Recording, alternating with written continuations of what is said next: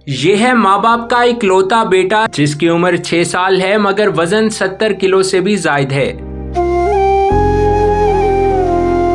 School में भी इसके साथ बहुत सारी मुश्किलात पेश आती हैं। बच्चे इसको धक्के मारते हैं, अपने साथ नहीं बिठाते। वालिद के आए रोज बढ़ते तशद्दुद के बाद वालिदा ने अलहदगी इख्तियार की और इब्रार की बीमारी के इलाज के लिए मेहनत मजदूरी करने लगी हैं। उर्दू पॉइंट की वीडियोस देखने के लिए हमारा चैनल सब्सक्राइब कीजिए और बेल के आइकन पर क्लिक कीजिए ताकि आप हमारी तमाम आने वाली वीडियो से बाखबर रह सकें। कैसे हो आप?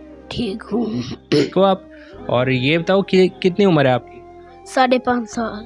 अच्छा, माशाल्लाह। स्कूल जाते हो? हाँ जी। कौन सी क्लास में हो? प्रेप में। प्रेप में हो। और ये बताओ बड़ा होके क्या बनोगे? फौजी। अच्छा, फौजी बन के क्या करना है? मुल्क की हिफाजत करनी है। मुल्क की हिफाजत करोगे, सही है। और ये बताओ क्रिकेट खेलते हो? हाँ जी। तो क्रिकेटर कौन सा पसंद है आपको? बाबर आजम। अच्छा, बाबर आजम, सही है। और ये बताओ कि आप जब मामा परेशान होती हैं तो आप उनको चुप करवाते हो? हाँ जी। कैसे चुप करवाते हो? मम्मा को कहता हूँ मैं आपके पास में चुप हो जाऊँ। अच्छा, माशाल्लाह, वेरी स्ट्रॉन्ग बॉय हो आप तो। और ये बताओ बाबा की याद आती है? नहीं आती, वो क्यों? पापा ने हमें मारा था।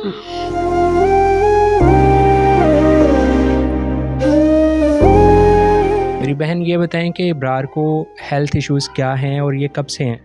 इब्रार को काफ़ी सारे हेल्थ इश्यूज़ हैं और ये इसको तकरीबन 2 माह की उम्र से स्टार्ट है। जैसे ही 1.25 मंथ की उम्र से ये बढ़ा है, इसको ये बीमारी ज़ाहिर होना शुरू हो गई। एकदम से इसका जिस्म बढ़ना शुरू हो गया और तब से मैं इसको लाहौर चिल्ड्रन में, कभी फैसलाबाद, कभी कहीं जिधर भी मुझे किसी ने भी बताया ना लेके जा रही हूँ। किसी ने मुझे आज तक कोई ढंग की बात नहीं बताई। बस छोटी छोटी सी प्रॉब्लम मेरे लिए वो भी काफ़ी बड़ी हैं। इसको शुगर बता दी उन्होंने, हार्मोन्स का मसला बताया, ओबेसिटी बताई, ऐसे काफ़ी इसको मसले बता दिए जो मुझे सही तरीके से पता भी नहीं है कि वो उस बीमारी का मायने क्या है क्या नहीं। सही। तो इसको क्या क्या फेस करना पड़ता है ये मोटापे की वजह से? इसको मोटापे की वजह से भाई बड़ा कुछ बर्दाश्त करना पड़ता है। ये अपने आप अच्छे से ना तो ये चल पाता है ज़्यादा देर, तकरीबन 10 से 12 कदम चलने के बाद ये लाजमन सांस लेता है। ना अपने आप ये अच्छे से 4 पे की ऊंचाई भी चढ़ सकता है। पारा बढ़ने जाता है, बच्चे वहाँ इसको इतना तंग करते हैं, ओए तुम 4 पे बैठे हो 4 पे टूट जाएगी, बेड पे बैठे हो बेड टूट जाएगा। बाथरूम में ज़्यादा देर नहीं ये बैठ सकता। बाथरूम में ये 1 से 2 मिनट, इंसान बाथरूम में कितना टाइम लगाता है, ये वो भी टाइम जो है ना दरमियान में सांस लेता है, रुक के खड़ा होकर फिर बाथरूम में बैठता है। ना ही ये अच्छे से खेल पाता है। अच्छा, ये बताएं कि इसकी स्कूलिंग चल रही है, कौन सी क्लास में है? स्कूलिंग चल रही है, ये प्रेप क्लास में है। स्कूल में भी इसके साथ बहुत सारी मुश्किलात पेश आती हैं। बच्चे इसको धक्के मारते हैं, अपने साथ नहीं बिठाते, मोटा मोटा कह आवाज़ें देते हैं, रंग बिरंगे उल्टे नाम लेते हैं।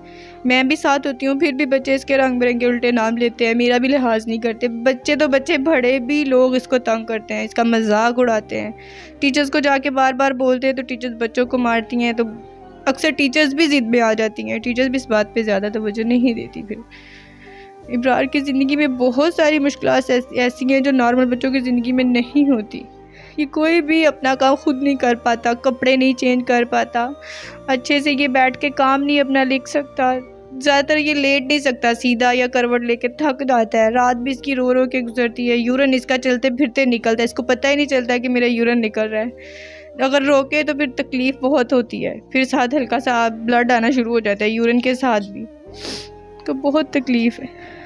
अच्छा, ये बताएं कि जब इसको स्कूल में भी और बाहर भी बुली करते हैं बच्चे, तो ये आपको आके बताता होगा, तो वो कैसी सिचुएशन से फिर निकलते हैं, क्या वो सूरत हाल होती है? ये आके परेशान होकर रो के बताता है। अक्सर जाके मैं बच्चों को प्यार से भी मना करती हूँ, डांट के भी, लेकिन फिर ज़्यादातर मैं इसको घर में ही बंद करके रखती हूँ कि नहीं, इसको बच्चे बहुत परेशान करते हैं, ये कितना बर्दाश्त कर पाएगा, ये भी बहुत छोटा है। बस ये लोगों की बातें सुन के परेशान होता है, एहसास कमतरी का शिकार होता है, रोता है, बार बार उस बात को फिर याद करता है, मुझे फ़लाँ बच्चे ने ये कहा था, मुझे फ़लाँ बड़े ने ये कहा था। लोग इसको खेलते को मार के भाग जाते हैं, बच्चों को दिल करता है तो खिलाते हैं, नहीं तो खड़े पे मिट्टी फेंक के भाग जाते हैं। अच्छा, इसकी अभी एक्चुअल जो एज है वो कितनी है और ये आप ट्रीटमेंट कब से इसका करवाना शुरू किया था? इसकी उम्र अभी 6 साल भी नहीं है, 6 साल से 4 मंथ कम है। और इसका ट्रीटमेंट जैसे ही मुझे पता चला था कि इसमें ये बीमारी शो हो रही है, तकरीबन 2 माह का था जब मैं इसको फर्स्ट दफ़ा लेके गई चिल्ड्रन वालों के पास। मैंने उनको उसका सारा देखा, मुझे खुद नज़र भी आ रहा था। उन्होंने बस टेस्ट वगैरह किए, मुझसे पूछा आपने कोई ट्यूब वगैरह तो नहीं यूज़ इसको ज़्यादा कर दी। मैंने बताया कि नहीं। अच्छा आप ले जाएँ, टेस्ट लिख के दे दिए। वो हर मुझे 10 दिन के बाद 15 दिन के बाद टेस्टों के लिए बुलाते हैं, लेकिन आज तक उन्होंने ये नहीं बताया कि इसको क्या मसला मुकम्मल तौर पे है क्या नहीं है। अब तकरीबन 1.5 साल पहले इसको और मुझे इसके बाबा ने यहाँ फैसलाबाद में चिल्ड्रन लेके गई थी, उन्होंने लाहौर वालों को साथ मिलाया और अलाइड वालों को, हम तीनों का ब्लड बाहर के ममालिक भेजा, टेस्ट आ जाएगा। 3 माह के बाद से लेके अब तक मैं इतने चक्कर लगा चुकी हूँ, किसी ने मुझे कुछ जवाब ही नहीं दिया क्या आया है क्या नहीं। फिर तकरीबन 8 मंथ पहले यहाँ है साद कम्प्लेक्स हॉस्पिटल प्राइवेट है, वहाँ मैं अपनी अम्मी अबू के थ्रू इसको लेके गई। उन्होंने मुझे साफ़ ही बोल दिया कि इसकी उम्र ही नहीं है ज़्यादा, आप इसको घर ले जाएं, ये इसकी उम्र ज़्यादा नहीं है, ये ज़्यादा देर बच्चे ज़िंदगी नहीं गुजारते, इन पे पैसे ज़ाया करना भी फ़जूल है। अगर आप करना भी चाहेंगी तो इस पे 80 लाख से ज़्यादा खर्चा आएगा, और वो मैं कहाँ से लाऊंगी। सबसे बड़ी परेशानी तो मेरे लिए ये बन गई। लेकिन ये मेरे पास एक ही बच्चा है और मैं सिंगल मदर हूँ, मुझे नहीं पता कि मैं इसका इलाज कैसे करा पाती। मैं बहुत रोई, घर आके ये भी रोया, फिर खुदा का नाम लेके चुप करके बैठ गई। लेकिन ये कि आहिस्ता आहिस्ता जितनी मेरी पहुंच है मैं कुछ ना कुछ करवा रही थी इसका इलाज, और अब तकरीबन 6 से 7 मंथ में इसका कुछ नहीं कर पा रही। मैं अपने हस्बैंड से अलग हो चुकी हूँ, तो पहले भी हस्बैंड की कोई हेल्प नहीं थी, अब तो बिल्कुल ही वो हेल्प करना बंद कर चुके थे क्योंकि वो खुद भी नशा करते थे। तो अलग होने की वजह नशा करना है, और वो बच्चे का भी ख्याल नहीं रखते थे, और इकलौता बेटा आप?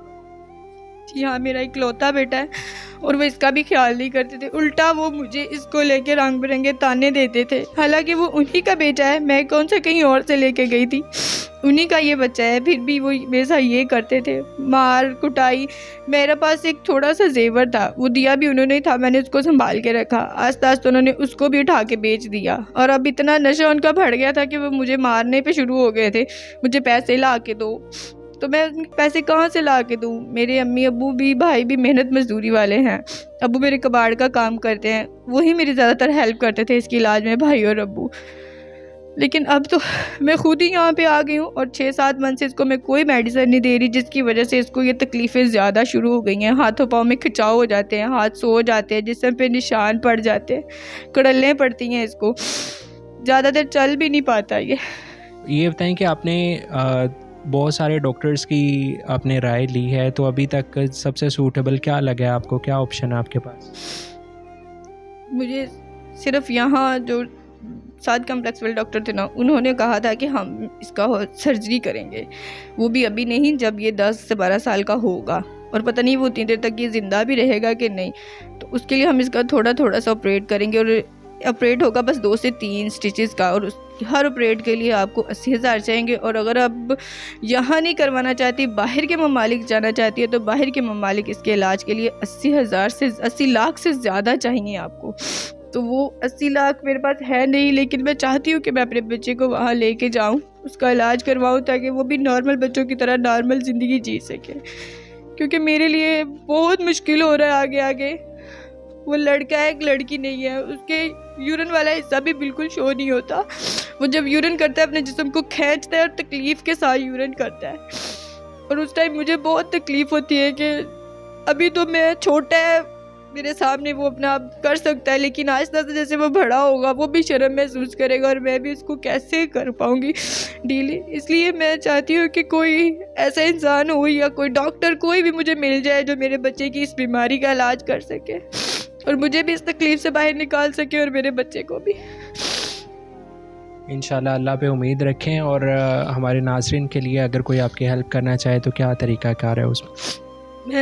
अगर कोई मेरी हेल्प करना चाहता है, या अगर किसी के दिल में मेरे लिए कोई तरस आ जाए, तो उनकी मेहरबानी। लेकिन फिर भी मैं ये गुजारिश करूँगी कि आप लोगों के बच्चे एक नॉर्मल ज़िंदगी जी रहे हैं, तो मेरा बच्चा एक नॉर्मल ज़िंदगी नहीं जी रहा, तो प्लीज़ अपने बच्चों की खातिर ही मेरी हेल्प करें कि मेरा बच्चा भी आप लोगों के बच्चों की तरह नॉर्मल ज़िंदगी जी सके। मेरी इतनी हेल्प कर दें कि जितने मुझे डॉक्टर्स ने पैसे बोले हैं वो मैं करके अपने बच्चे का इलाज करवा सकूं।